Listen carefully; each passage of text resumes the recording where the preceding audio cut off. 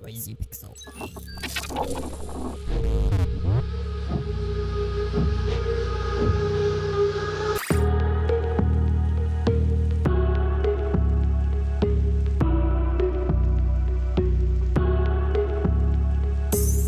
Ghost Parade is a debut game from the new developer Lentera.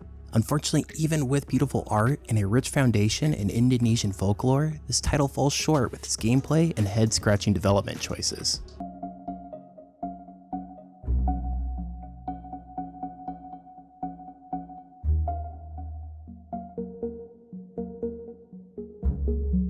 The story begins with Suri, a schoolgirl who misses her ride home from class. She decides to take a shortcut through a mysterious forest to get back home, and her journey into the spirit world begins. Along her travels, she runs into ghosts, spirits, and creatures that can accompany her and assist her with new abilities. The ghosts themselves are straight out of Indonesian tales, and is one of Ghost Parade's most active elements, which inspired me to read up on history behind some of these spirits. Sadly, the overall story in which these characters live isn't that interesting. The art and design kept even the darkest of folklore colorful and cute. Characters and environments are presented in a beautiful painterly style. It's too bad some of the animations diminish this presentation, as they can look mildly wonky. There are some downright gorgeous hand drawings shown during an exposition drop later in the game.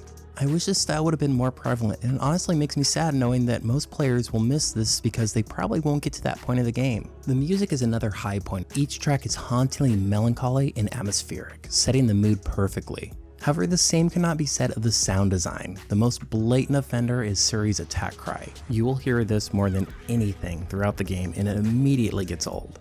The gameplay is generally a Metroidvania. The land is broken into different sections that you will explore and backtrack. The games of this genre make backtracking exciting and have something new happen with each visit. Ghost Parade fails to do this. The layouts feel more like padding and repeat visits can feel tedious. You also aren't given many incentives to explore. You never come across major items that are of much use when you venture down a particularly tricky section. It's always a treasure chest that contains rewards easily obtainable just by defeating regular enemies.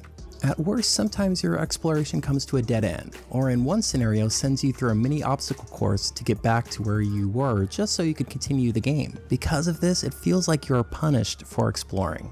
The map is another issue. It does not have a dedicated button, which seems like a massive oversight for a game that asks you to rely on it so much. There are even buttons on the controller that the map could be assigned to.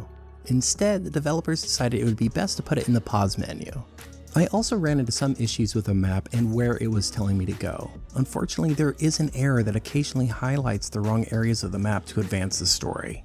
Other control issues are baffling as well. Selecting ghosts is another chore. You can only choose 3 ghosts at a time, but there is no clear-cut way to select the ghosts you want.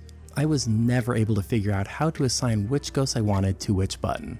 Even on your play screen, it gives you no listing of what ghosts will activate to your controls, so you have to play a guessing game and hope you assign the ghosts in a way that works for you. Besides these primary issues, there are controls as floaty as the ghosts that follow you, but are by no means horrible, especially with a bit of trial and error. Sometimes it's difficult to tell where the ledges stop, as they don't always line up with the environmental art, but this wasn't a constant, thankfully.